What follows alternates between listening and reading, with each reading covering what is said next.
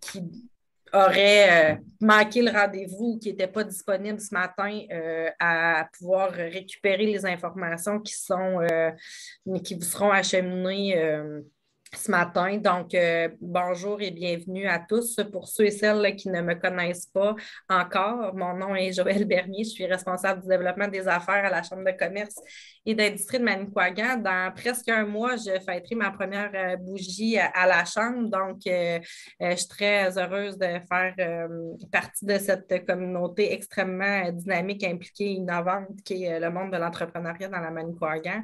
Dans le fond, c'est ça. C'est suite à une discussion que j'ai eue avec Stéphane au niveau du CETEC là, qui nous a donné l'idée de regrouper les acteurs du milieu en termes de repreneuriat. Donc, on lance ce matin les tables rondes avec le sujet du repreneuriat. Donc, cette table ronde de 2 heures s'adresse à ceux qui ont le désir de reprendre une entreprise qui est déjà en pleine fonction, en pleine capacité de ses moyens, ou sinon à permettre aux entrepreneurs qui pensent à une retraite bien méritée de transférer et de céder leur entreprise là, à quelqu'un d'autre. Donc, un peu savoir c'est quoi les étapes à franchir si on veut transférer notre commerce, etc.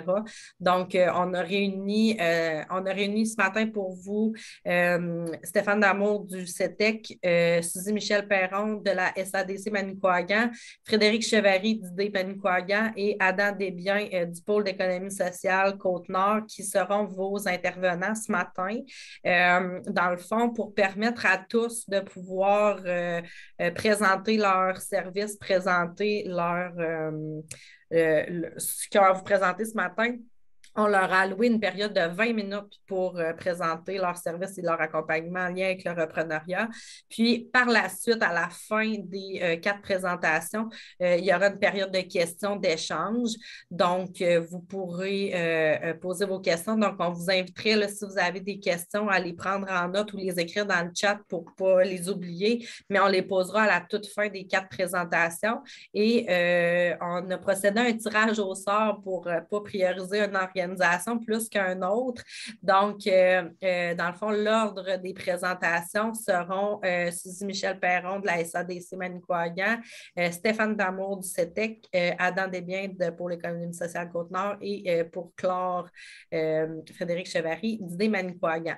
Donc, sans plus attendre, je cède la parole à Suzy Michel. Puis, comme je vous dis, là, ça se veut assez friendly un peu. Là. Donc, écrivez vos questions dans le chat puis on y répondra à la toute fin. Alors, Suzy Michel, la parole est à toi. Bonjour tout le monde. Merci beaucoup à la Chambre de commerce d'avoir coordonné cette belle activité.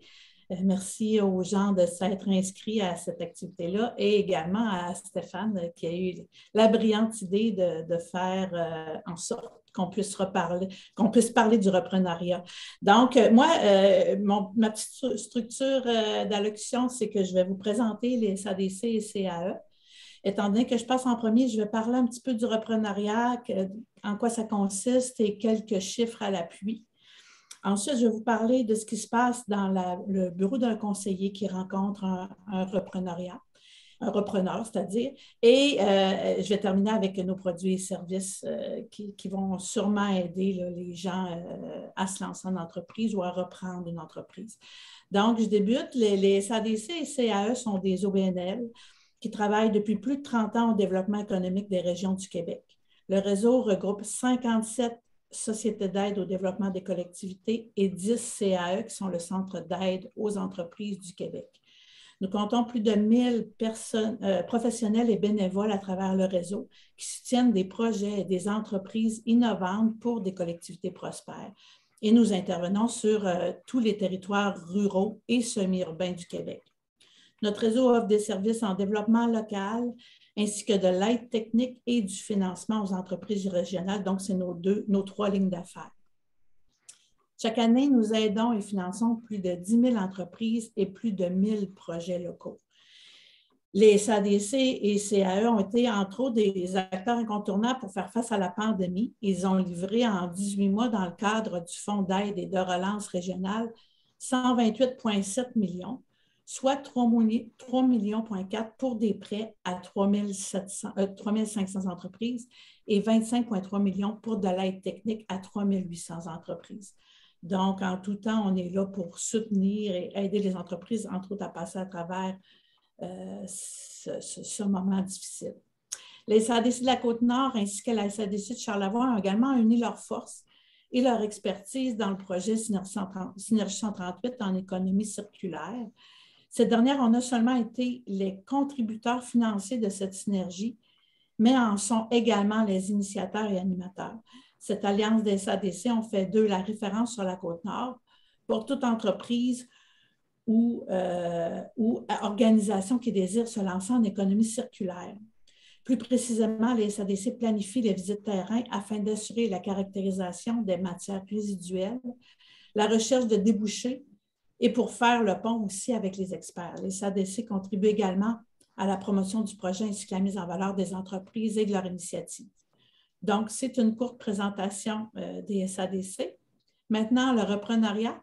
Bien, on sait que c'est la reprise, le rachat d'une entreprise par une ou plusieurs personnes.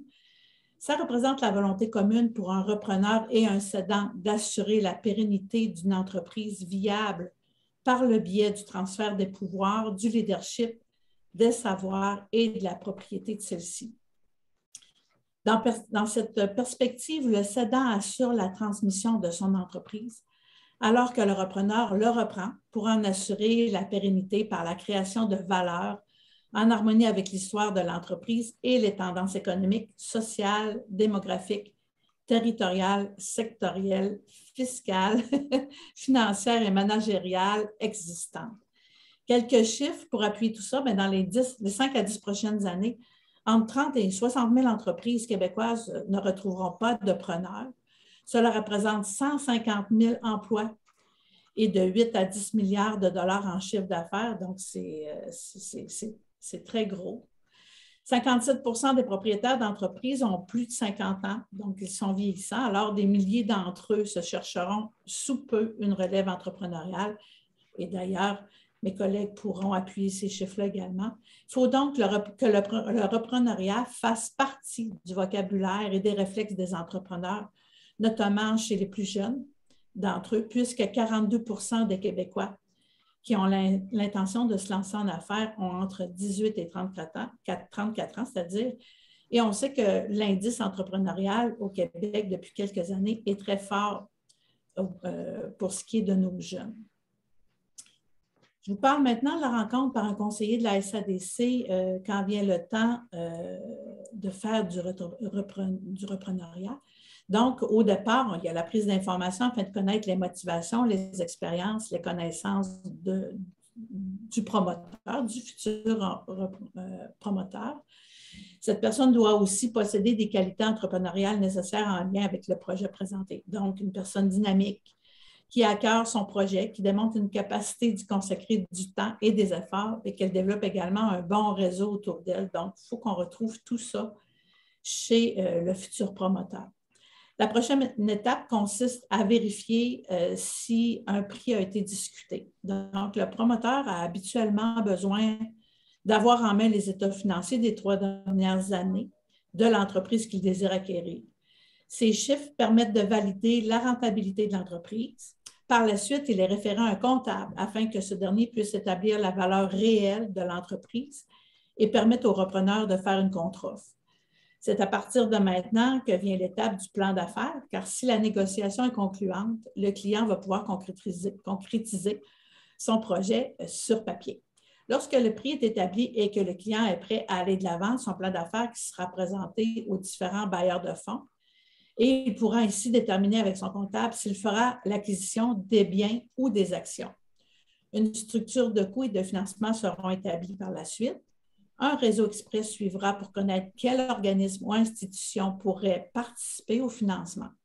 Plusieurs scénarios de financement aux promoteurs et différents bailleurs de fonds sont établis. Habituellement, les institutions financières sont les premiers prêteurs et la SADC complète le financement si nécessaire. Durant le processus, il est important de s'assurer que le client pense à tous les aspects importants touchant son entreprise. Et la SADC le soutient et lui indique les meilleurs experts et professionnels à contacter. Donc, on parle de comptables, notaires, assureurs, planificateurs financiers, etc. Et il y a des contributions non remboursables qui sont offertes aux promoteurs à ce sujet-là, entre autres. Nos produits et services, alors, on a le Fonds Stratégie Jeunesse pour les jeunes de 18 à 39 ans. C'est un prêt personnel qui peut aller jusqu'à 25 000 $. C'est un maximum de 2 promoteurs par projet. Donc, 2 promoteurs peuvent recevoir 25 000 $. Le taux d'intérêt est fixé à 6 % et change à chaque année selon la Banque du Canada. Et il y a un moratoire d'intérêt de 2 ans, donc c'est intéressant.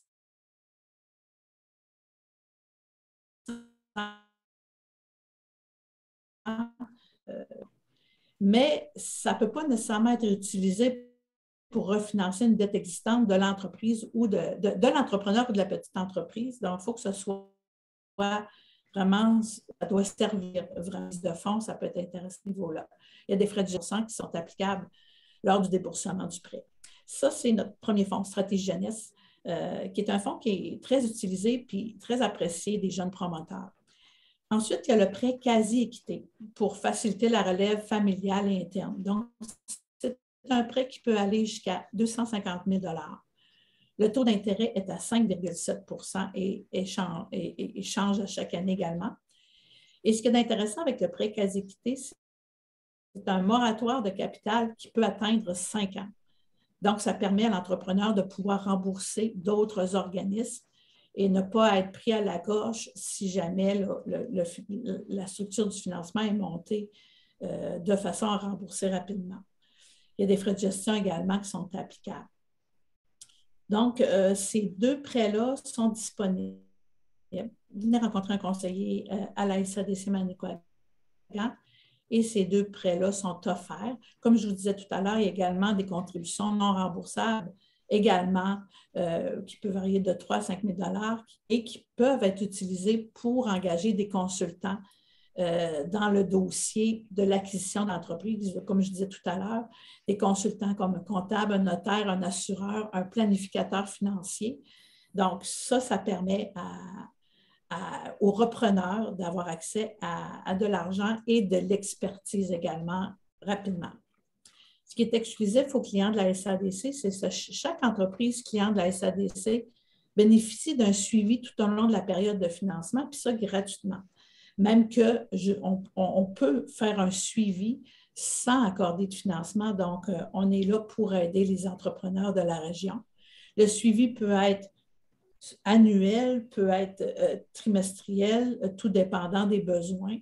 Donc, on peut également faire un bilan de l'année, à chaque année.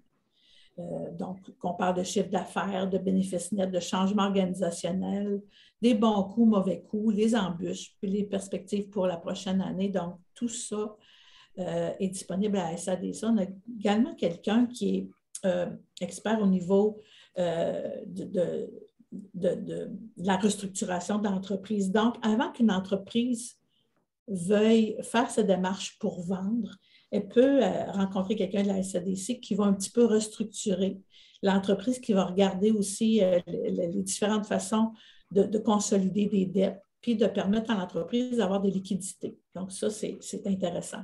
Au besoin, il y a un membre de l'équipe qui fait une visite d'entreprise également.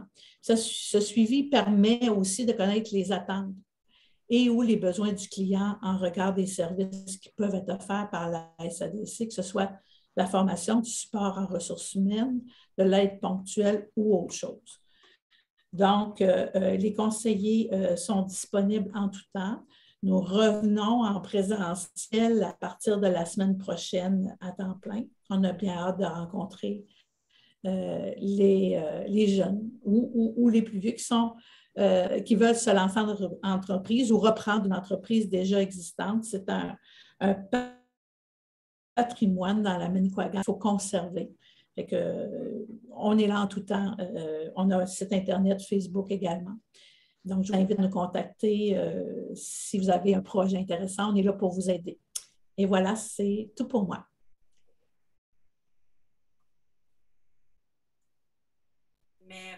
Suzy Michel, c'était super intéressant. On a encore du temps, mais c'est pas grave, on aura juste plus de temps pour l'échange et les questions. Stéphane, la parole est à toi. Merci. Je voulais remercier particulièrement la Chambre de commerce pour l'organisation de la table ronde, remercier la SADC, Pôle d'économie sociale, Idée Manique, d'être tous assis à la même table, parce que je crois que c'est ça le plus important aujourd'hui, qu'on réalise qu'il y a beaucoup de services disponibles en reprenariat dans la Manicouagan, tout comme dans les autres régions de la Côte-Nord, mais trop souvent, on réalise que les gens ne sont pas au courant. Moi aussi, je vais y aller comme Suzy Michel. Je ne ferai pas une présentation PowerPoint, je vais plutôt y aller verbalement. Je n'ai pas besoin de décrire c'est quoi le reprenariat. Comme a dit Suzy Michel, c'est d'assurer la pérennité de nos entreprises. Et comme a dit aussi Suzy Michel, on a entre 40 000 à 60 000 entreprises qui vont devoir trouver une relève. On a un taux de vieillissement de nos entrepreneurs où on voit une moyenne de 55 ans. Essentiellement, le CETEC, on est un organisme à but non lucratif. On a un mandat gouvernemental avec le ministère de l'Économie et de l'Innovation. On a une présence dans toutes les régions du Québec. Moi, par exemple, je couvre la Côte-Nord de Tadoussac jusqu'à Blanc-Sablon. Et je précise qu'il y a différentes côtes Nord aussi. Chaque région est bien différente dans ses particularités, dans son accessibilité, tous ces points-là. Et je couvre aussi le nord du Québec. Notre mandat, essentiellement, c'est faire de l'information, de la sensibilisation, que les gens comprennent que la relève entrepreneuriale, c'est des enjeux extrêmement importants, c'est des emplois, c'est l'économie qui coule dans tout ce secteur entrepreneurial à travers le Québec, mais c'est aussi des grandes opportunités pour les jeunes particulièrement, parce que reprendre une entreprise, c'est entreprendre, mais c'est souvent plus avantageux de reprendre une entreprise qui existe déjà avec une clientèle, une réputation, que de partir une toute nouvelle entreprise. On a un mandat de formation. On organise différentes formations qui peuvent être des formations de quelques heures à des cohortes. Quand je dis cohorte, c'est que pendant 12 épisodes, des cédants, des repreneurs ou des gens qui veulent apprendre c'est quoi le repreneuriat vont suivre tout un programme qui s'appelle Succès Relève. Le dernier qu'on avait fait, c'était dans la région de Sept-Rivières en 2018. J'ai déjà reçu récemment des demandes justement d'un groupement d'entrepreneurs de Sept-Rivières et c'est qu'ils veulent planifier d'avance justement leur relève. Donc, tu as papa, fiston, papa il est le cédant, fiston le repreneur.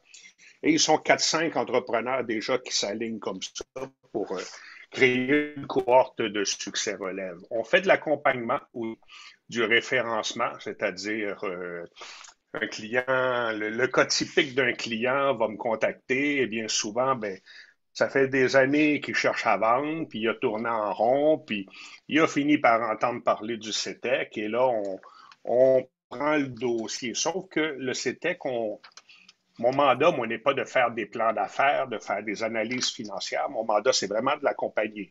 Et le genre de première question avec un cédant, c'est tes états financiers sont-ils à jour? Ça pourrait vous surprendre, là, mais j'ai souvent beaucoup de dossiers où les états financiers ne sont pas à jour, ça n'a pas été bien fait.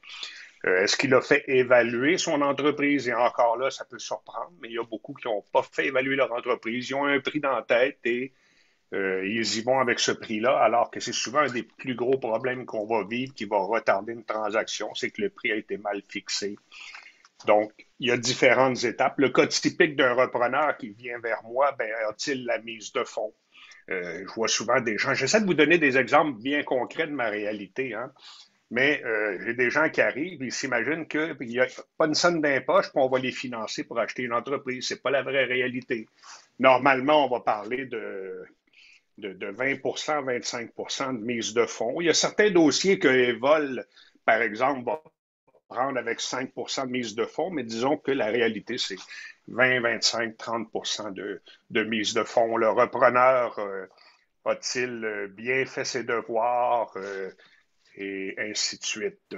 Et ensuite, on va faire du maillage. Le maillage, c'est que là, le cédant s'est inscrit, il a développé son opportunité d'affaires, on a fait un plan d'action, tous ces documents sont prêts. Donc, si un repreneur se présente demain matin, on est capable d'aller de l'avant et de travailler sur une transaction qui, on l'espère, va être positive. Mais encore là, il y a une réalité, c'est 20 des dossiers qui sont concluants positivement, puis il y a 80 des dossiers qui échouent pour bien souvent des raisons aussi simples que l'aspect relationnel humain qui fait échouer une transaction ou le manque de préparation.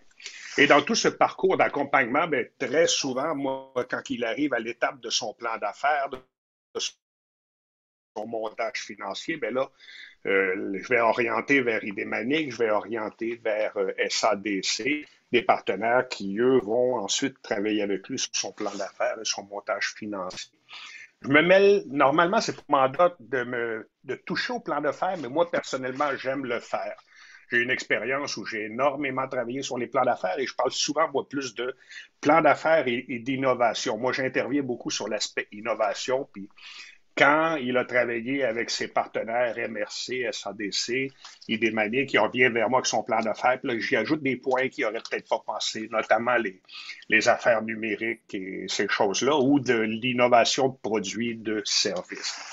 Et ensuite, le maillage, quand on parle de maillage, ben, nos clients accèdent à une base de données où ils vont voir des repreneurs potentiels, ils vont me demander de le mettre en contact avec ce repreneur et le repreneur, d'un autre côté, va voir des opportunités d'affaires et va me demander de transmettre son profil repreneur au cédant.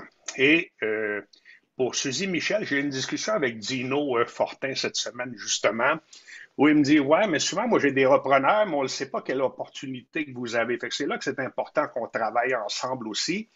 Parce que Dino peut me dire, écoutez, Stéphane, j'ai un repreneur qui vient d'apparaître, puis lui, il voudrait acheter une boucherie. Ah, ben, Dino, justement, j'ai une boucherie qui vient de s'inscrire. Je suis tenu à la confidentialité. C'est ça qui est important aussi que vous sachiez. On n'est pas un due proprio où toutes les données sont ouvertes. Les clients, bien souvent, c'est délicat vendre. Des fois, même la famille ne le sait même pas, les employés ne le savent pas. Mais je peux dire à Dino, j'ai une boucherie.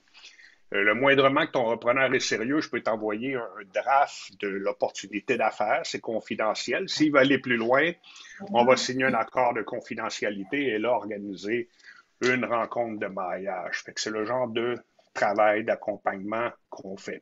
On n'est pas des courtiers, on n'est pas payé à commission, on n'est pas payé à l'heure non plus. On demande juste un frais d'inscription. On a le CETEC classique.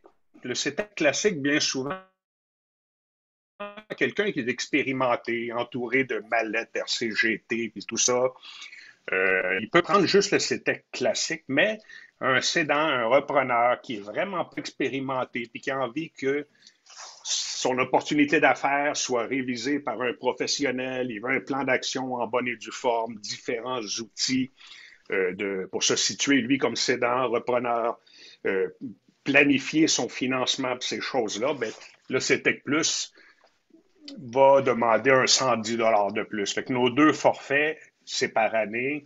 120 $ s'inscrire, ensuite c'est 110 $ par année pour le classique ou 230 le CETEC Plus qui offre une gamme. C'est les seuls frais qu'on va demander.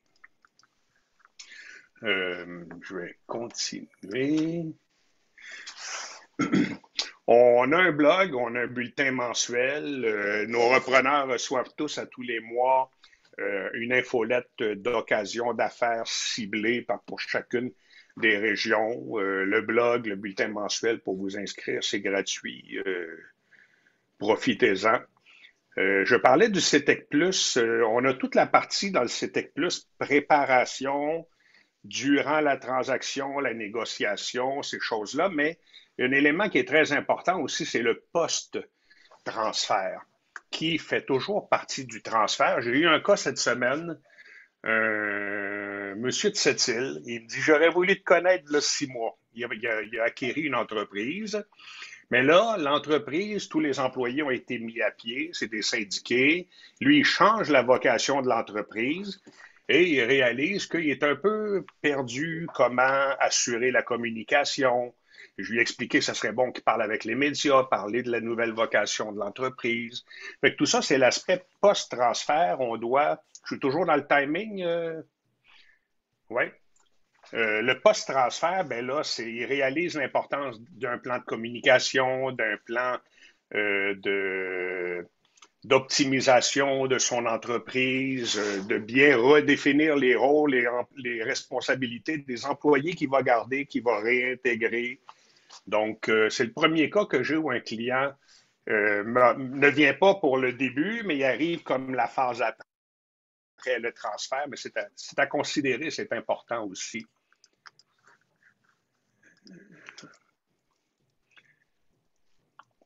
Qu'est-ce qu'on fait dans notre rôle? C'est aussi toute l'implication des experts, avocats, bailleurs de fonds, le référencement, autrement dit, les experts en affaires numériques, bien souvent, quand on vend une entreprise, bien, il y a un site web, le site web est transactionnel, il y a un Facebook, il y a des réseaux sociaux, ça vaut combien ça? Fait que va intervenir un expert en affaires numériques, référencement de psychologues, d'experts CRH en ressources humaines. Il y a différentes possibilités de transfert aussi, familiales ou les employés qui veulent reprendre l'entreprise. Et contrairement à ce qu'on peut penser, les transferts familiaux sont souvent les plus complexes à réaliser. Donc, là, on était dans la section transfert interne, des transferts externes. Donc, la famille n'est pas intéressée, il n'y a personne parmi les employés, on cherche à l'extérieur. Il y a le transfert mixte, un membre de la famille et quelqu'un de l'extérieur. Et j'insiste beaucoup sur la relève collective. Bien souvent, ça peut être les employés qui veulent créer une coopérative de travail, un salon de coiffeur, il y a 4 coiffeurs, une clinique de physiothérapie, il y a 4 thérapeutes et ils veulent racheter l'entreprise, mais ça peut être un atelier de soudure aussi. Et en termes coopératifs, Adam, qui me suit, je crois, va pouvoir en parler largement, mais c'est une des belles options à regarder et que je présente tout le temps. On a un mandat particulier au niveau du tourisme et de la culture, c'est-à-dire on a un conseiller qui est attitré à chacun de ces domaines-là parce qu'on a un mandat du ministère du Tourisme d'un côté, du ministère de la Culture de l'autre côté aussi. Et pour terminer, bien, on fait pas, nous, de financement, mais on est partenaire avec le Fonds de transfert d'entreprise du Québec. Moi, je vais envoyer tous ces détails-là, je vais l'envoyer dans la présentation que j'avais préparée à Joëlle. Elle va pouvoir le partager avec vous. On ne fait pas de subvention non plus, à l'exception de notre programme de soutien à la reprise collective, parce que là aussi, on a un conseiller dédié à tout l'aspect collectif et on peut financer de l'ordre de 50 à 70% différentes études pour un transfert de type collectif. Donc, c'est ce qui complète ma présentation et je vous remercie d'avoir pris le temps de m'écouter. Merci beaucoup, Stéphane. Le temps file, mais on a encore beaucoup de temps devant nous, sinon on va pouvoir libérer les gens plus tôt, mais on est à la disposition de tout le monde. Donc, notre troisième intervenant, effectivement, Stéphane, c'est Adam Desbiens du pôle d'économie sociale Côte-Nord. Donc, Adam, la parole est à toi. Merci, Joël. Merci de l'invitation aussi. J'ai fait différent d'habitude. D'habitude, je n'ai pas de présentation. Ce matin, j'ai une présentation sur support informatique, donc je vais vous partager, mais elle sera aussi, je la transmettrai par la suite à Joël qui pourra le transférer à tout le monde. Donc, sans plus tarder, normalement, je devrais juste partager mon écran. Est-ce que j'ai le droit? Oui, hein? Oui, oui, oui.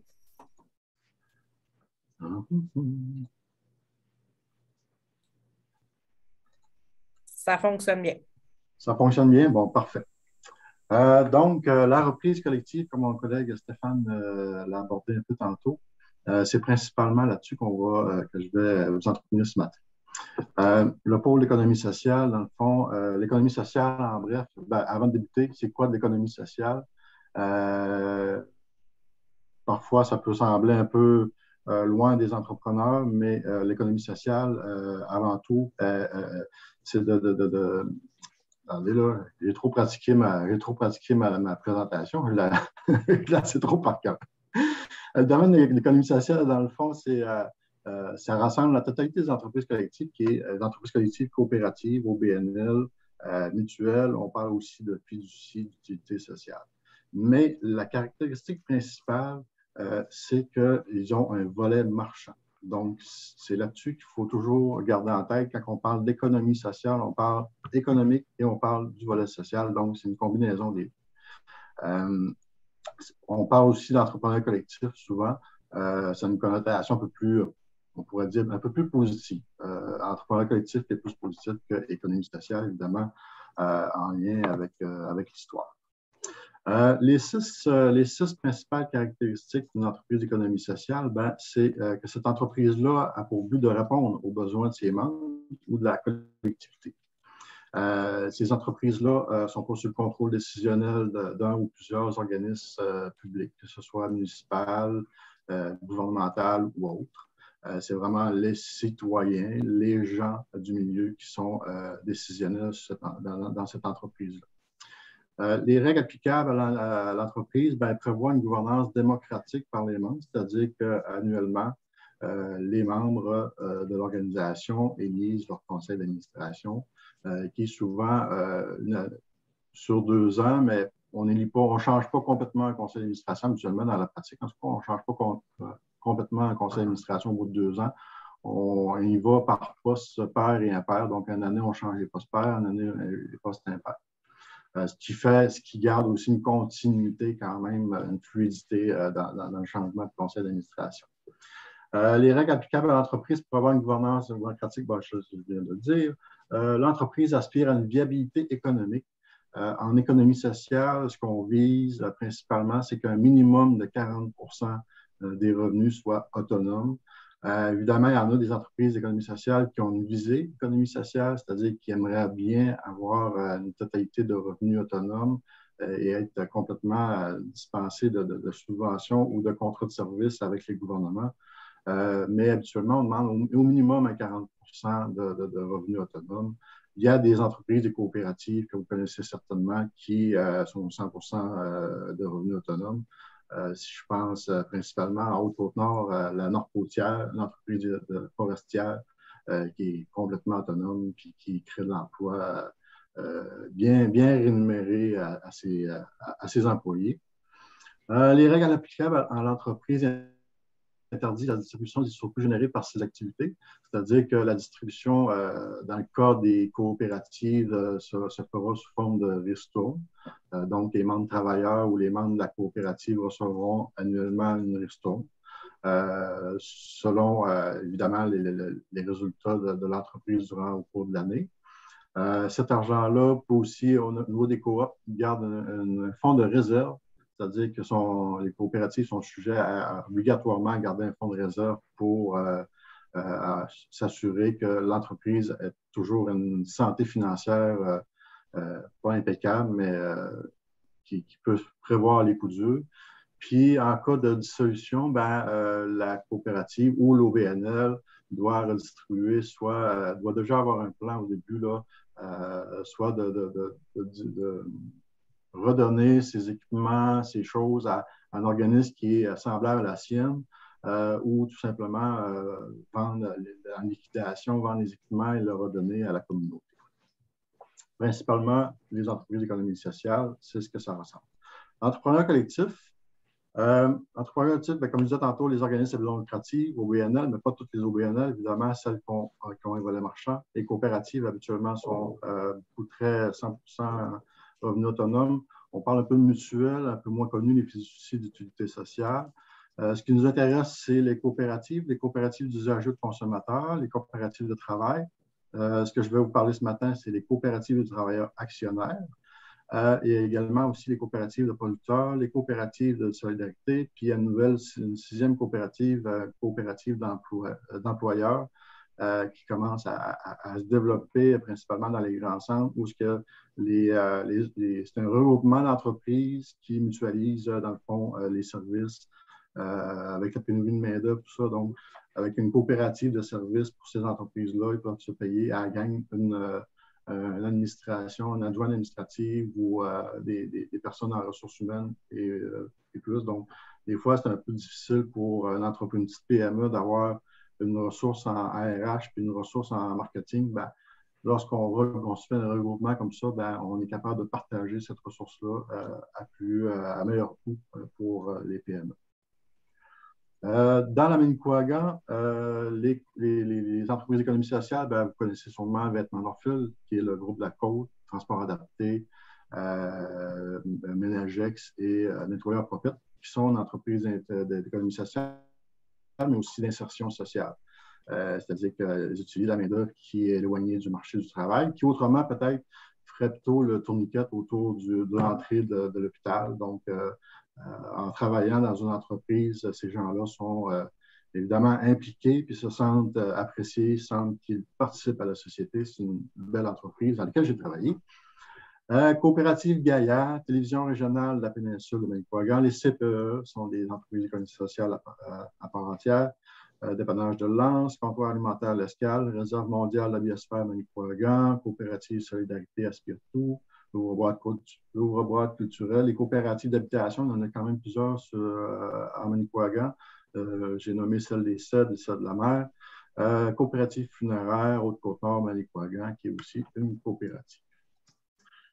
Le mandat, mon mandat comme pôle d'économie sociale, dans le fond, c'est de soutenir l'émergence d'économie sociale comme modèle entrepreneurial de développement territorial.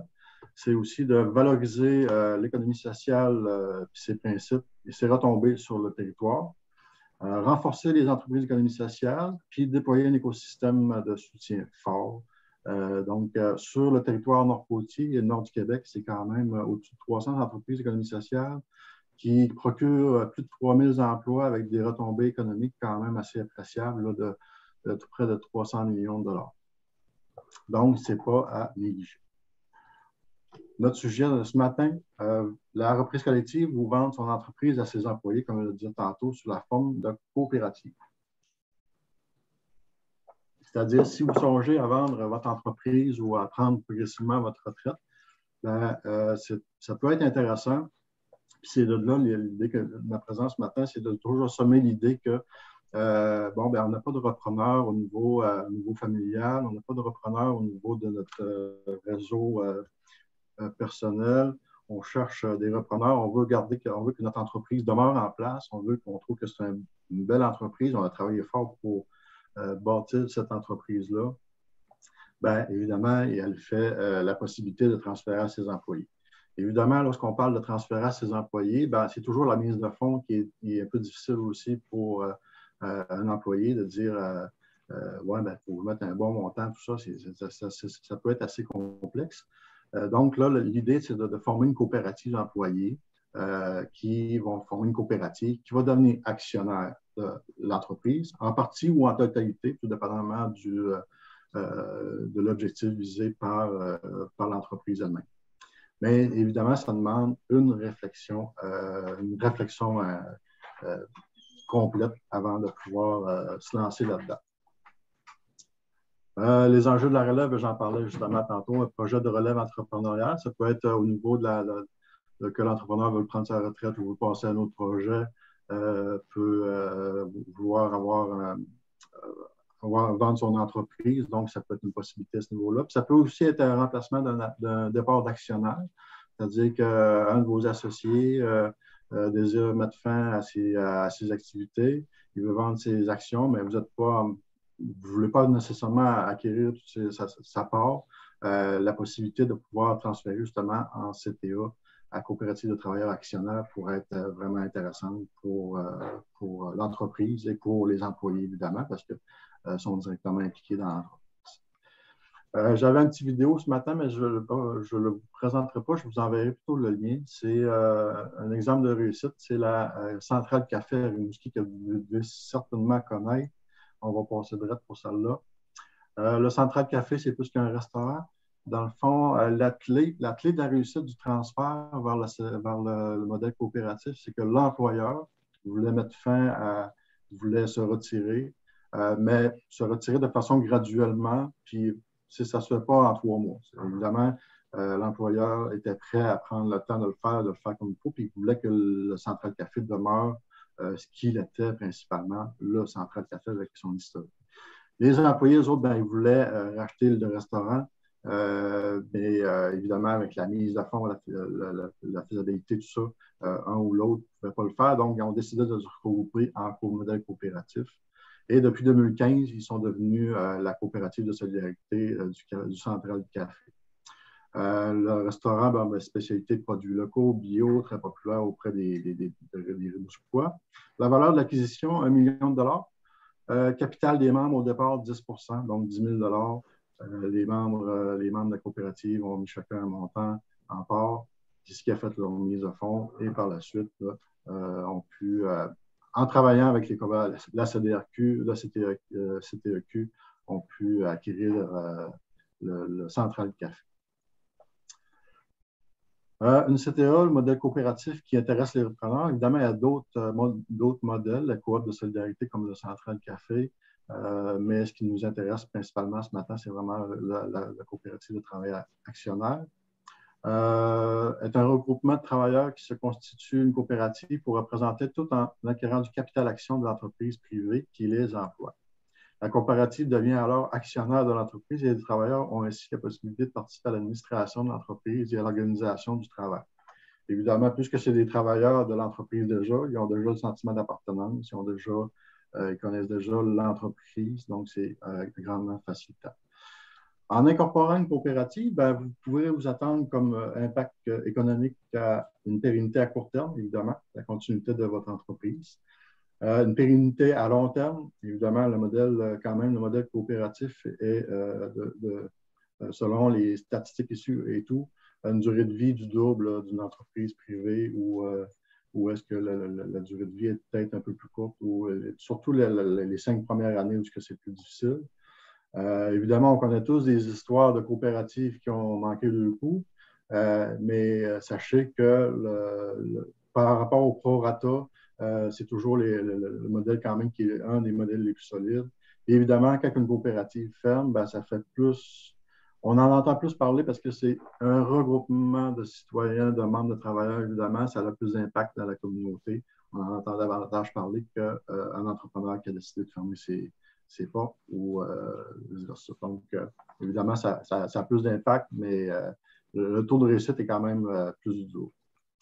Une meilleure attention du personnel, une amélioration de la qualité des produits et des services, évidemment, en tant qu'employé et en tant que propriétaire, ben, pas propriétaire, mais membre de la coopérative. On veut que ça rayonne, on veut qu'on fasse du business, qu'on fasse de l'argent. Donc, les employés vont davantage impliquer dans l'entreprise. Ça a un impact sur la compétitivité. Évidemment, on va toujours en donner un peu plus. Quand on est membre travailleur d'une coopérative qui est actionnaire, on veut en donner plus que le client demande. Et une meilleure satisfaction des clients. De plus, l'incorporation d'une CTA est une option pour l'entrepreneur afin de partager le risque dans le cas d'un transfert partiel, d'atteindre un objectif d'expansion, de diversification de son entreprise. Impliquer vos employés et les motiver, évidemment, c'est un facteur de motivation important quand la coopérative est en place. Améliorer le fonds de roulement de votre entreprise. Il faut savoir aussi que les coopératives ont accès à certains financements. Peut-être moins au niveau du CTA, mais les autres types de coopératives ont accès à du financement, de la finance solidaire. On en parlera un peu tantôt. Puis remplacer éventuellement un actionnaire ou même le principal actionnaire. Aux employés de se regrouper, de créer une coopérative, de participer activement à la pérennité de l'entreprise, collaborer concrètement à l'évolution, le développement et l'expansion de l'entreprise, donc sont impliqués directement dans l'entreprise, développer un sentiment d'appartenance plus fort, puis pouvoir investir en groupe afin d'acheter un bloc d'action de l'entreprise, ce qui n'est pas toujours évident sous forme d'action, sous forme de Inc. Ce n'est pas toujours évident de pouvoir acheter des actions de l'entreprise parce qu'on n'a pas les reins assez solides. Vivre une expérience entrepreneuriale démocratique et collective, évidemment. Puis tout ceci est à hauteur du nombre d'actions que vous voudrez bien, vous voulez soit vous départir ou partager. Les avantages du modèle coopératif, bon, ben, les membres sont propriétaires, participent à la décision, accès à un réseau structuré d'appui aux coopératives. Tantôt, je parlais de la CDRQ, après ça, le réseau d'investissement social du Québec, le CTEQ, tout ça. Offre une plus grande contrôle de la qualité, on en parlait tantôt, permet d'éviter un exode des capitaux en favorisant les investissements locaux. On a assisté beaucoup dans les dernières années à Manicouagan, mais aussi sur la Côte-Nord, à des ventes d'entreprises à des intérêts externes. C'est toujours un peu triste, c'est beaucoup triste, je trouve, parce que c'est notre expertise, c'est nos capitaux qui s'en vont à l'externe. Oui, ça concerne des emplois ici dans nos milieux, mais la dynamique entrepreneuriale n'est pas là. Et évidemment, les retombées, l'argent, ça va principalement de l'actionnaire, ça va à l'externe. Donc, on perd des capitaux de la région et on perd aussi le sentiment d'appartenance. Permet de mobiliser les partenaires locaux et d'aller chercher plus de membres, évidemment, favorise le développement des affaires. Puis offre des avantages financiers et fiscaux intéressants pour, selon le modèle choisi, mais pour les membres de la coopérative. Contexte pertinent. Pour constituer une coopérative, bien, ça prend au moins un minimum de 3 personnes. Donc, ça prend au moins 3 employés qui ont le désir de se lancer en affaires dans votre entreprise. Relance d'une entreprise privée, ça peut évidemment redonner un deuxième souffle à une entreprise. Évidemment, il y a toute une analyse à faire avant tout ça. Nouveau projet qui demande plus de flexibilité au niveau du financement. Ça regroupe regroupement d'entreprises pour un service commun. Tantôt, comme je parlais, la coopérative d'employeurs, ça peut être aussi intéressant pour la région pour se donner des services entrepreneuriaux. Relève entreprise de propriétaires désirant se retirer, évidemment, pour chercher des repreneurs. Et maintenir et développer un service essentiel sur notre territoire, c'est de garder ces entreprises-là ouvertes, garder dans nos milieux, ce qui est hyper important pour nos communautés. Bon, financement particulier, je vais quand même passer assez vite là-dessus. Les coop peuvent obtenir du financement assez varié. Il y a dans la finance solidaire, il y a beaucoup d'outils financiers pour soutenir les coopératives au BNL, les entreprises d'économie sociale. Puis, un autre avantage, c'est que de choisir le rythme du transfert puis de négocier avec des gens qui ont l'intérêt à conserver l'entreprise. Évidemment, vos employés ont tout intérêt à ce que l'entreprise demeure dans le milieu pour conserver leurs emplois, mais aussi pour conserver leur qualité de vie et la participation à la communauté. Il existe, comme je disais tantôt, plusieurs types de financement, mais ça, c'est plutôt avec vos agents de développement territorial, comme des Manicouagan, SADC et le Centre de transfert des entreprises et la CDRQ, avec lequel vous allez pouvoir regarder tout ça. On va passer quand même assez rapidement là-dessus parce qu'il existe une panoplie de subventions et de prêts avec des moratoires d'intérêt, de moratoires de capital. Avec la fiducie, on a un moratoire de 15 ans sans remboursement de capital sur des prêts immobiliers. Donc, vous voyez qu'il y a quand même de quoi de très intéressant à ce niveau-là. Mais encore là, ça dépend du type de coopérative que vous allez choisir. Les ressources, je viens d'en parler. CTEQ, Centre de transfert des entreprises du Québec, notre ami Stéphane qui est là, puis c'est Grégory Brasseur qui est au CTEQ, qui est spécialisé en transfert d'entreprises vers le modèle collectif. Coopérative de développement régional du Québec. Ces 2 entreprises, lorsqu'il y a un transfert d'entreprise en modèle collectif, qui sont très importantes à impliquer dans le dossier. Par son expérience CTEQ en entrepreneuriat et par son expérience modèle collectif avec la CDRQ et toujours avec les organismes de développement territorial qui est ID Manicouagan et la SADC Manicouagan. Donc, votre MRC, Centre de transfert des entreprises coopératives. Comme je disais tantôt, mon rôle à moi, c'est de promouvoir le modèle, de semer l'idée qu'on peut transformer une entreprise au lieu de la vendre ou au lieu de la fermer à nos employés afin de la garder en vie ou afin de garder les capitaux et le savoir-faire de notre entreprise dans notre milieu. C'est tout pour moi. Ah, c'est pas pire. Pas trop débordé. C'était vraiment super intéressant. Merci beaucoup, Ada. Et notre dernier intervenant, et non le moindre, Frédéric Chevary d'Idées Manicouagan. Frédéric, je te cède la parole. OK. Ben, un gros merci de l'invitation. Dans le fond, quand on a des dossiers de reprenariat, dans le fond, on travaille de concert avec le CETEC. J'ai travaillé deux fois avec Stéphane dans 2 dossiers, là. Finalement, les 2 dossiers, je pense qu'ils ont avorté parce que soit le promoteur n'avait pas assez la mise de fonds, et de l'autre côté, les attentes du cédant étaient déraisonnables envers le prix, si on peut dire ça de même. On travaille de concert avec la SADC, les institutions financières, Investissement Québec, afin d'aider à monter le dossier. On est plus des généralistes, fait qu'on va les accompagner, soit à l'assister à monter le plan d'affaires, les états financiers, les prévisions financières. On va les aider pour le soutien, pour la recherche, soit au financement. Service conseil, bien, savoir qu'est-ce qu'ils achètent, c'est quoi l'impact fiscal qui peut venir avec, l'informer un peu. Autant du côté du cédant ou de l'autre, j'ai quand même, dans mon ancienne vie, 8 ans dans les cabinets comptables, fait que j'ai vu plusieurs états financiers préalablement. Recommandations vers des services spécialisés, comme que je disais, vers le CETEC. On offre aussi du mentorat avec ma collègue qui chapeaute ce dossier-là, pas pour la nommer, mais Marie-Pierre Larouche. Puis dans le financement, comme disait aussi la SADC, Suzy Michel, c'est ça? Je me souviens même. On n'est jamais le premier bailleur de fonds. Là. On vient compléter. Puis dans nos fonds qu'on a, on a aussi une aide financière qui est l'aide, la relève entrepreneuriale. Puis tout dépendant le niveau de projet, bien, ça peut être une contribution non remboursable de entre 10 et 15 000 $, mais il y a des niveaux là, de niveau, tout dépendant du niveau. Puis il y a aussi une subvention qui peut venir aussi pour le cédant au niveau pour des honoraires professionnels. Là, ça va jusqu'à 50 des honoraires, mais jusqu'à un maximum de 2 000 $. C'est pour aider le releveur intéressé à l'acquisition, l'orienter le cédant, mais c'est surtout des honoraires professionnels à ce niveau-là. On a 3 types de relève qui est identifié pour c'est soit une relève familiale, c'est soit une relève à l'interne, c'est soit un externe ou par un tiers, si on peut dire ça de même. Puis les ordres de grandeur là, pour les contributions, là, c'est de 50 000 à 280 999, c'est le 10 000. Puis dépasser le 300 000, c'est 15 jusqu'à et plus, là, bien entendu. Puis il y a des critères, mais la politique d'investissement est toute sur notre site Internet. L'entreprise, il faut qu'elle dure plus que 5 ans. Il y a plusieurs conditions à respecter.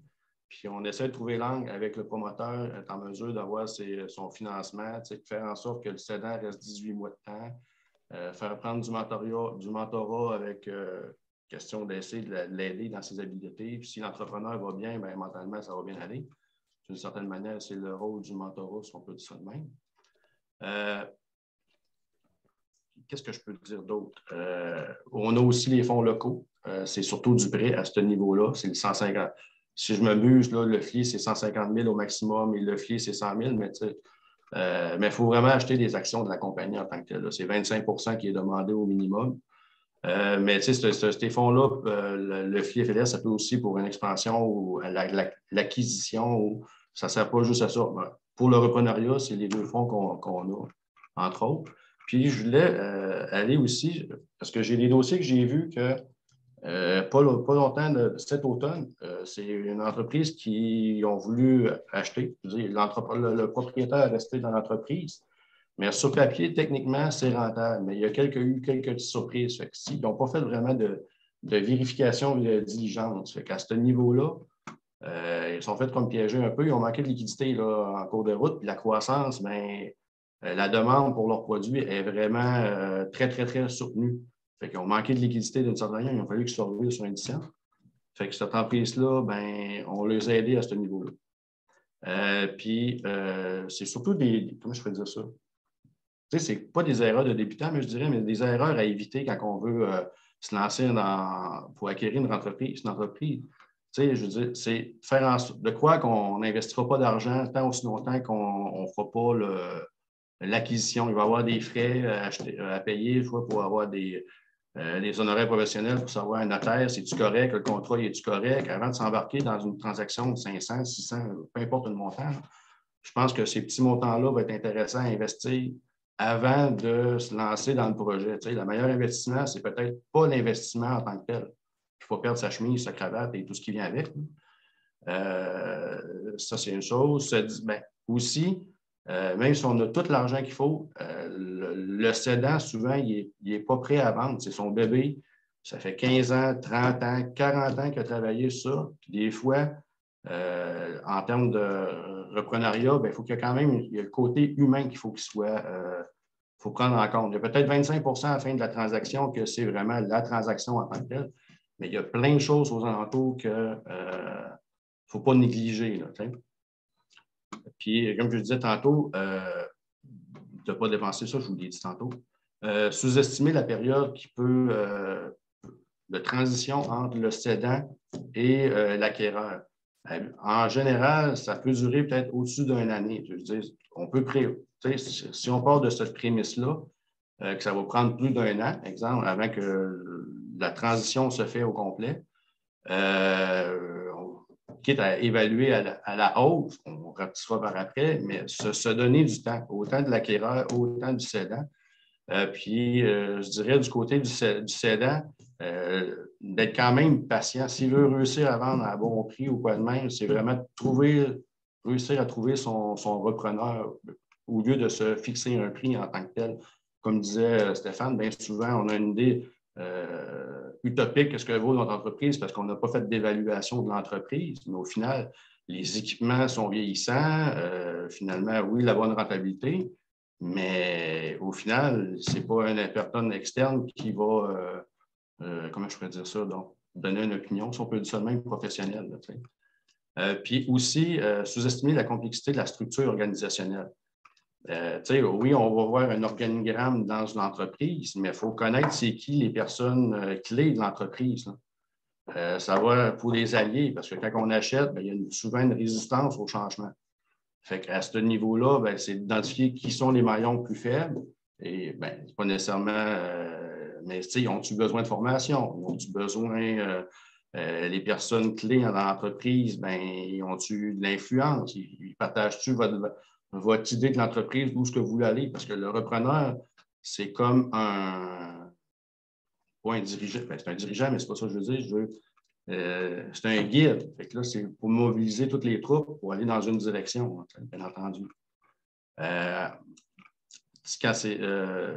Puis, une autre particularité qu'il faut avoir, c'est faire en sorte de poser le plus de questions possibles au cédant. Parce que c'est lui qui a l'expertise, qui connaît ses troupes, qu'il a démarré son modèle d'affaires. Acheter une entreprise qui existe déjà, bien là, on n'a pas les balbutiements d'une entreprise en démarrage. Il y a déjà une clientèle, il y a déjà une réputation par rapport à l'entreprise. Fait à ce niveau-là, plus de connaissances que vous allez voir, poser plus de questions aux cédants, bien, meilleure l'information va être. Je veux dire, est-ce que les entendre avec les anciens fournisseurs? C'est-tu soit verbal? Y a-tu des ententes écrites? Ça va-tu suivre avec le repreneur? Puis, ce que je dirais aussi, une fois que la transaction, soit qu'elle est faite, rendue à la fin, c'est de ne pas négliger aussi au niveau des assurances. Pour faire en sorte que, le but, là, c'est que la pérennité de l'entreprise, c'est ça qu'on veut, c'est que l'entreprise reste. Fait qu'on ne sait pas si la personne, le repreneur, va tomber malade ou on voit un minou. Une mascotte. C'est ce qu'on a. Puis, une fois qu'on est rendu à la fin du processus qu'on a acquéri, bien, il faut penser un jour qu'éventuellement, nous, on va venir un cédant éventuellement. Fait que déjà, si on est dans la mesure, parce qu'on ne sait pas quand est-ce l'entreprise, oui, on l'a acquéri. Ça peut être 2 ans, 3 ans, 4 ans. Ça peut arriver qu'un quelqu'un qui veut nous acquérir, on ne sait pas quand est-ce. Mais être prêt à ce moment-là, parce qu'on vient de faire déjà le processus avec avec le cédant, si on peut dire ça de même. Mais là, la contrebalance, si on peut dire ça de même, c'est de faire en sorte d'être prêt à ce moment-là si on a à vendre ou quelqu'un d'autre reprendrait l'entreprise. Ça fait un peu le tour là, de ce que j'aurais à dire à ce niveau-là. Merci beaucoup. Frédéric, c'était super intéressant de vous entendre tous les quatre. On a en plus une super mascotte chez Stéphane. En fait, je n'ai pas vu de questions dans le chat. Donc, on serait prêt à débuter la période de questions. Si vous avez des questions, je vous invite à soit lever la main, puis je vous donnerai le droit de parole, puis vous pouvez activer votre micro pour poser la question. Si vous êtes trop gêné, vous pouvez l'écrire dans le chat, puis je vais la poser pour vous. Elle peut s'adresser à nos quatre panélistes, on peut les appeler comme ça, ou sinon directement à quelqu'un. Puis, si vous êtes timide, ben moi, j'ai déjà plein de questions de mon côté. Fait que, si jamais vous êtes timide, je pourrais ouvrir la démarche, mais si vous avez des questions, je vous invite à vous manifester.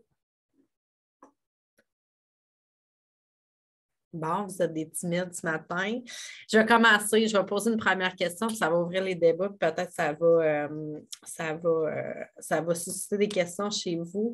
Tu sais, là, j'ai écouté les 4 présentations, mais si moi, je veux acquérir ou céder une entreprise, à quelle porte on cogne en premier ou dans quel ordre? C'est différent pour chacun. Que ce soit chez D, à la SADC, au STEC ou chez Adam, l'important, c'est qu'on ait une idée de l'entreprise qu'on veut acquérir, puis sous quelle forme ça va prendre aussi, parce que ça peut avoir une incidence sur qui on rencontre.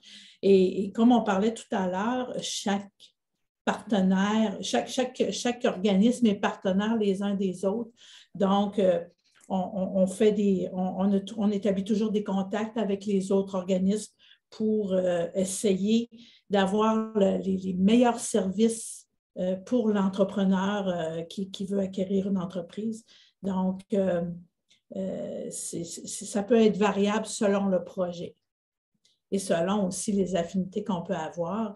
Moi, je sais qu'au niveau de la SADC, ce n'est pas toujours évident à cause du nom. Hein. Ça, c'était d'aide au développement des collectivités. Les gens ne savent pas tous à quoi ça sert, cet organisme-là. Donc, on y va selon les affinités. Il y a la Chambre de commerce, naturellement, aussi, qui peut intervenir dans tout ça, qui peut aider un futur entrepreneur à se lancer, puis à aller chercher le financement et les services selon l'entreprise en question. Merci, Suzy Michel. Est-ce que d'autres voulaient répondre à cette question ou avaient d'autres questions? Moi, je trouve que Suzy Michel a bien résumé. J'ajouterais qu'on se complète tous les uns les autres. Je pense qu'elle l'a dit aussi. On a tous nos forces, nos faiblesses, plus particulièrement. Moi, j'ai beaucoup plus de cédants qui viennent vers moi. Mon gros problème, c'est les repreneurs. J'ai très peu de repreneurs. Ça, c'est une réalité de la Côte-Nord. On n'est pas dans les régions comme Montréal, Montérégie. Eux autres, ils n'ont pas de cédants, puis ils cherchent des cédants. Ils ont trop de repreneurs. Mais c'est à voir aussi où chaque organisme est le plus à l'aise. Souvent, je sens que les SADC et Démanic, eux autres vont souvent plus avoir des repreneurs qui viennent vers eux à la première porte. Puis moi, je suis plus du côté cédant à la première porte. Puis comme j'ai dit dans mon intervention tout à l'heure, ça serait bon qu'on se parle tous entre nous, justement. Toi, tu as des repreneurs, moi j'ai des cédants, puis qu'on fasse les matchs ensemble, puis chacun joue sa partition. C'est bien imagé. Tu parles de repreneurs. Tu dis, Stéphane, que tu as beaucoup de cédants qui cognent à ta porte, puis tu n'as pas beaucoup de repreneurs. Mais selon vous, c'est quoi les qualités principales pour un repreneur pour réussir? Ou y a-t-il un profil type chez un repreneur? C'est l'esprit d'entrepreneuriat. Pourquoi il y en a moins sur la Côte-Nord, puis qu'il y en a plus dans les régions Montréal, Laval, Capitale-Nationale.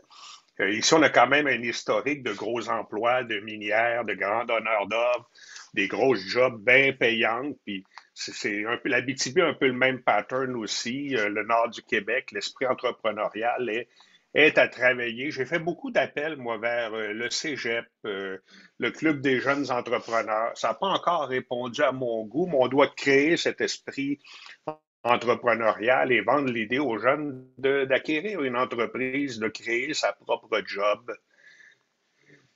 J'ai même des sédans dans la Manicouagan, des business qui roulent sur l'or. Et puis là, je dis, ton fils, il ne veut pas reprendre la business. Puis le fils, il gagne 70 000 et plus par année dans cette business-là, mais ça ne l'intéresse pas, ça y fait peur. Et je ne vois pas prendre la roue. Je compléterais peut-être avec Stéphane en disant qu'en effet, quand on a des dossiers de repreneurs, souvent l'entreprise est en santé financière. C'est une belle entreprise qu'on sait qu'au niveau du financement, ça va bien aller, qu'il va y avoir des réponses positives un peu partout. Donc, ça c'est un fait que les entreprises qui sont à reprendre sont des bonnes entreprises. Et j'ajouterais qu'on a aussi une nouvelle forme d'entrepreneuriat qui est le flexipreneur, qui est une personne qui va se lancer en entreprise, mais qui va conserver aussi son travail qu'il a déjà. Donc, on va en entendre parler des flexipreneurs de plus en plus. Fait que c'est des gens qu'on veut encourager puis qui souvent ne se voient pas comme des entrepreneurs alors qu'ils le sont. Donc, le flexipreneur, c'est aussi un entrepreneur qu'on peut aider tout un chacun dans nos organismes. Très intéressant le concept de flexipreneur. Vous permettez, j'ajouterais que on voit ça beaucoup dans la région avec les gens qui démarrent en agroalimentaire, en agriculture.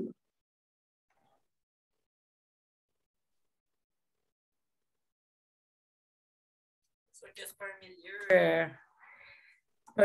un milieu qui est perçu pas comme un.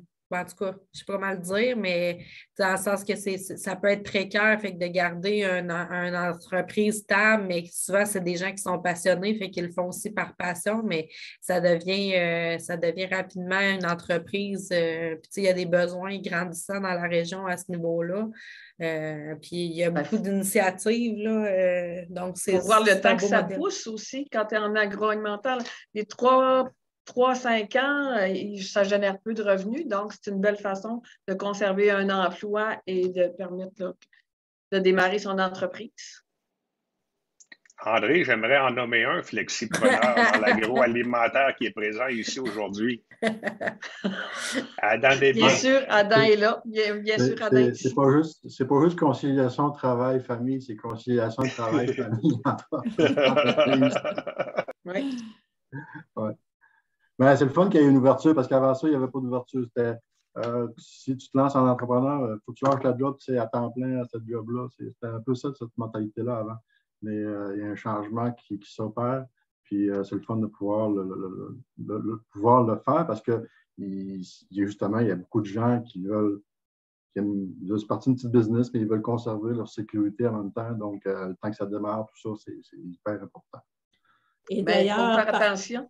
Oui, vas-y, André. Il faut faire attention quand on dit qu'il y a un changement qui s'opère. Oui, moi, je pense que ce changement-là, il existe depuis longtemps, mais avant, souvent, ce qu'on voyait, c'est des gens qui voulaient partir une entreprise, conserver leur emploi, puis pas avoir de projet de démarrer cette entreprise-là ou que ça devienne rentable. Donc, une entreprise qui allait lui rapporter 3 000 ou 4 000 par année, puis qui allait continuer comme ça pendant 10-15 ans. Mais ça, c'est pas une entreprise. C'est un à côté, là, on comprend. Mais quelqu'un dans sa vision, dans 3 ans, dans 5 ans, quand il y aura des récoltes, quand il sera capable de vendre sa production, là, c'est autre chose. C'est pas du tout pareil. Non, c'est ça. Puis d'ailleurs, il y a le réseau des SADC qui va donner des sous pour un prix au gala aux entrepreneurs, un prix de flexipreneur. Donc, ça devrait être lancé sous peu. Bravo. On a une petite primeur ce matin. Si je vois qu'il n'y a pas de main qui se lève, fait que je pose mes questions que je m'étais préparée, mais une entreprise qui veut s'en aller à la retraite sous peu, puis j'ai entendu tantôt aussi que souvent c'était leur bébé, puis des choses comme ça, puis que ça pouvait être émotivement difficile de laisser aller le bébé ou qu'il prenne son envol, mais combien de temps d'avance un entrepreneur qui décide de céder sa compagnie doit commencer à préparer la transition ou en fait de dire que son entreprise va devenir un peu sur le marché, dans le sens qu'elle ne peut pas se lever du jour au lendemain et mettre une annonce sur Facebook en disant commerce à vendre, je veux départ dans 2 semaines. Là, on l'a vu aussi. Fait, c'est quoi la meilleure démarche pour un entrepreneur qui a le droit à une retraite bien méritée de dire bon, ben là, si je veux du repos, il faut que je commence à y penser parce que, on l'a dit, là, et je ne me souviens plus qui l'a dit, mais ça pouvait peut-être prendre des fois 1 an à faire une transition, mais avant qu'il y ait une transition, il faut qu'il y ait eu l'analyse, puis toutes les démarches, puis de trouver le bon repreneur pour son entreprise. C'est combien de temps d'avance un entrepreneur peut commencer à penser à se mettre sur le marché? Vas-y, Stéphane. Répondre. Moi, je dirais minimum 2 ans. Et les beaux scénarios que je vois, le monsieur m'appelle, ouais, je veux transférer ça à mon fils. C'est souvent dans les transferts familiaux qu'on le voit, ceux qui s'y prennent vraiment d'avance. Je veux transférer à mon fils, qu'est-ce qu'on devrait planifier? Puis là, je lui envoie les informations de base, voir un tel, planification fiscale, parce que tu ne veux pas te faire manger par les impôts non plus quand tu vends. Puis il y a un autre aspect aussi, jusqu'à tout récemment, quand tu vendais à la famille, tu te faisais manger par les impôts. Si tu vendais à des étrangers, tu avais droit aux 50% sur les gains de capitaux, mais ça, c'est en train de changer. Mais je dirais que c'est un minimum 2 ans, puis c'est souvent 5 ans, 8 ans de planification. Je vois qu'il y a une main, je vais céder ma place. Non, vas-y Stéphane, c'était pour une prochaine intervention. C'était pas pour renchérir sur ce point-là. J'avais terminé. Ah, OK. C'est bien. Bon, en fait, félicitations pour vos présentations. Je n'étais pas dans ce sujet-là exactement, mais je voulais on a parlé beaucoup des mises de fonds, puis c'est souvent une problématique dans les relèves d'entreprise, les faibles mises de fonds. Puis un point qui est ultra important dans les relèves d'entreprise, à mon point de vue, c'est la balance de prix de vente. C'est vraiment, pour moi, une relève d'entreprise bien réussie. C'est vraiment un partage de risque entre le cédant, l'acquéreur et les bailleurs de fonds. Donc, souvent, ça peut venir pallier là, à peut-être une plus faible mise de fonds, mais permettre d'avoir une transaction intéressante. Puis, ça va attacher aussi le cédant dans l'entreprise, étant donné qu'il va avoir un lien financier encore pour plusieurs années. Donc, la balance de prix de vente, dans la majorité des dossiers de relève, on en voit. Puis, moi, je pense que c'est une question gagnante. C'est certain. Les financiers donc, de gérer les attentes. Oui, on adore ça, effectivement. on adore ça. Puis, fait qu'il y a peut-être un niveau de gestion des attentes du cédant aussi. C'est des sujets qu'il faut aborder rapidement avec eux autres dans des processus de relève. Puis, pour revenir, je dirais même 3 à 5 ans avant une relève d'entreprise. Je ne dis pas dépendamment de la grosseur de l'entreprise, mais il y a tout un travail là, à faire d'optimisation fiscale, d'épuration de l'entreprise et tout ça. Donc, même minimum 2 ans, en effet, là, mais c'est plus tôt que ça, c'est encore mieux. Puis je dirais que les entrepreneurs sont toujours surpris quand on leur dit « Oups, là, vous voulez vendre votre entreprise, mais ça prend un certain laps de temps pour tout organiser. » Donc, souvent, ils ne s'attendent pas à ce que ce soit aussi long. Exactement. Les évaluations marchandes, les bâtisses, les phases environnementales, c'est toutes des choses là, c'est bon de ne pas être pressé. Puis ça arrive souvent, là, on est toujours à la course. Puis, fait que c'est ça. C'est des choses qu'il faut penser. Merci.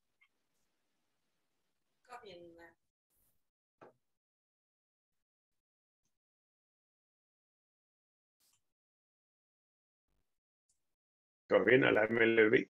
Oui, bonjour.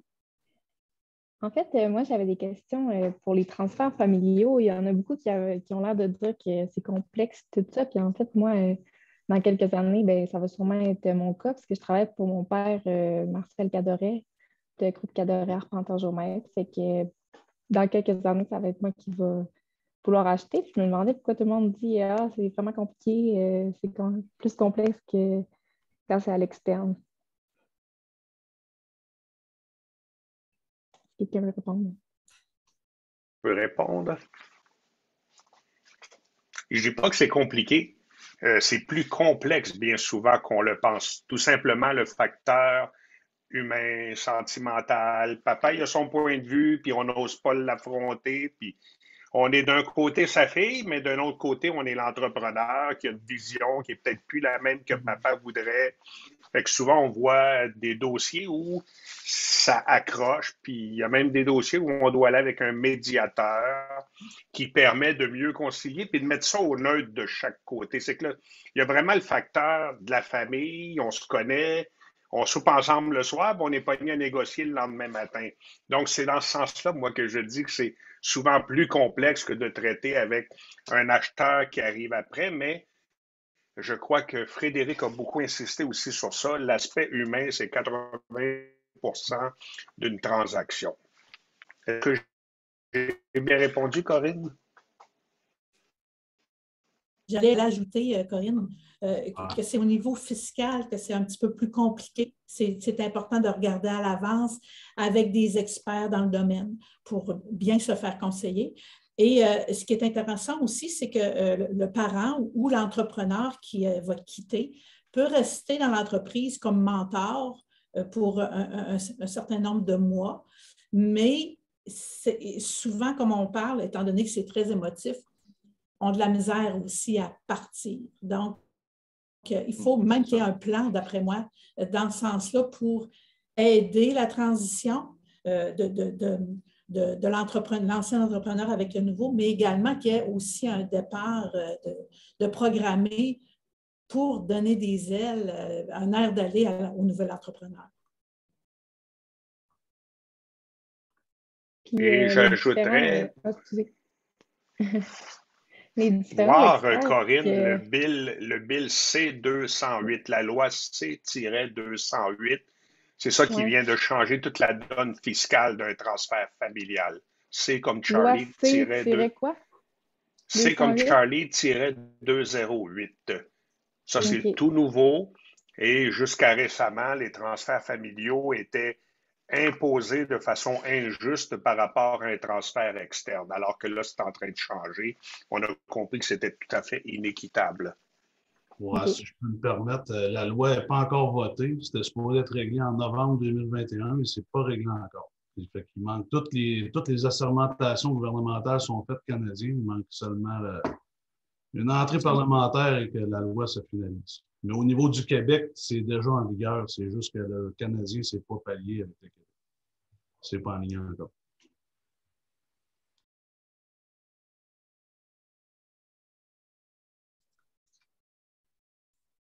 Puis, j'ai une autre question. Y a-t-il quelqu'un qui m'entend? Excusez. Oui, OK. Les experts que vous dites qu'il faut consulter, c'est un comptable, j'imagine, puis un notaire peut-être, je ne sais pas. Je ne suis pas certaine.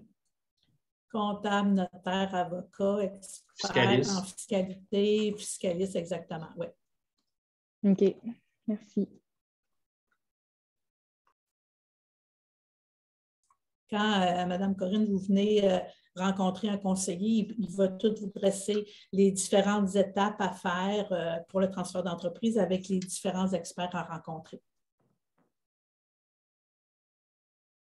Ce qu'on fera, là, Adam, tantôt, va m'envoyer sa présentation pour la partager à tous les participants.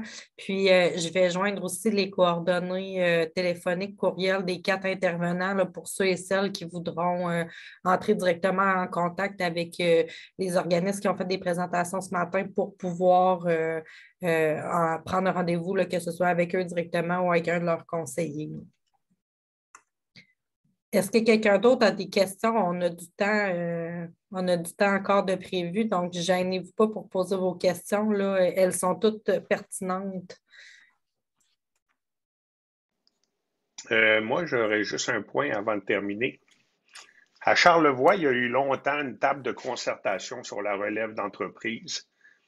Et c'était les SADC, les IDMANIC, on se rencontrait, les gens se rencontraient une fois par 6 mois, pas quelque chose qui est harassant, qui demande beaucoup de travail, mais ça serait bon, au moins une fois par 6 mois, on se rencontre, on échange nos expériences, les difficultés, quoi améliorer, mais garder un relais, un lien entre nous et accroître le cercle aussi, parce qu'il y a nous, il y a les mallettes, les RCGT, il y a différents partenaires au niveau de la finance qui interviennent, mais Il y avait la table de concertation sur la relève à Charlevoix. Je trouve que c'est un beau modèle qu'on devrait répliquer.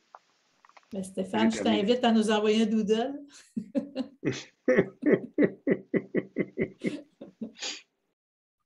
Corinne, tu avais ta main levée encore. Est-ce que c'était une vieille main ou tu as une nouvelle question? C'est une vieille main. Vieille main, oui, excuse. Non, pas de problème. En fait, moi, j'aurais peut-être une dernière petite question. Tantôt, je pense que c'est Frédéric qui parlait ou en tout cas, je me trompe peut-être d'intervenant, mais il y a quelqu'un qui parlait de la réputation d'une entreprise, la clientèle. Est-ce que ça a une valeur marchande? Est-ce que ça fait partie de ce qui doit être prévu dans la vente? Est-ce que ça peut être chiffré ou c'est complètement illusoire de penser ça? À moins que je me trompe, je pourrais toujours intervenir les autres panélistes. Bien souvent, ça va être inclus ou ça va être d'une certaine manière dans une évaluation de l'entreprise faite par un évaluateur. Tu sais, en temps normal, le comptable va avoir de la misère, mais ça prend vraiment un évaluateur pour être capable d'évaluer vraiment cette partie qui est non monnayable, si on peut dire ça de même. C'est qu'elle n'est pas monnayable, mais elle a une valeur. Mais elle a une valeur. Je comprends. Un petit détail que j'aime toujours rajouter aussi, la valeur numérique de l'entreprise. C'est un site transactionnel, tu vends 20% dans ta boutique à Bécomo, mais 80% des gens de Chibougamau, Fermont achètent chez toi. Ton Facebook, tu as 42 000 abonnés qui te suivent. Ça a une valeur aussi, là. Et c'est encore plus vrai avec la pandémie. Effectivement. Écoutez tout le monde, on va avoir terminé 30 minutes plus tôt parce que je ne crois pas qu'il y a d'autres questions. Ça fut fort intéressant et fort pertinent de vous entendre tous. Puis on sait maintenant qu'on peut aller cogner à vos portes puis que vous allez pouvoir diriger les entreprises vers la bonne instance si ce n'est pas vous pour le moment, pour l'instant. Sachez que nous aussi, là, à la Chambre de commerce, on est également un partenaire là, clé à ce niveau-là. Là, on ne fait pas dans le financement ou dans l'accompagnement nécessairement, mais on peut facilement réseauter ou faciliter le maillage entre des gens ou même sans que ce soit du mentorat en tant que tel, mais pouvoir dire, ben moi, si j'étais toi, tu pourrais peut-être aller cogner à cette porte-là. Cette personne-là a passé par le même processus que toi. Donc, vous pouvez peut-être aller dîner puis échanger pour en parler. Donc, je m'adresse un peu aussi aux entrepreneurs là, ou à ceux qui nous écouteront en différé, mais n'hésitez pas à frapper à nos portes. On est une communauté tissée serrée là, qui n'hésite pas à se référer d'une personne à une autre là, pour le bien des entreprises et des entrepreneurs de la région. Alors, voilà, c'était la petite conclusion de cette première table ronde là, avec la thématique du reprenariat. Il n'y en a pas d'autres pour l'instant d'officiels, mais sachez que le concept mijote beaucoup dans ma tête et il risque d'en avoir fort probablement d'autres dans les prochaines semaines. Donc, restez à l'affût de nos futures activités à la Chambre de commerce. Merci encore une fois à Stéphane, Suzy Michel, Adam et Frédéric pour leur participation. Puis merci à tous les participants là, pour ce matin, là, pour votre présence avec nous. Merci beaucoup pour la Chambre. Merci à tous. Bye. Bonne journée tout le monde. Merci à tous. Bonne fin de journée. Bye. Merci.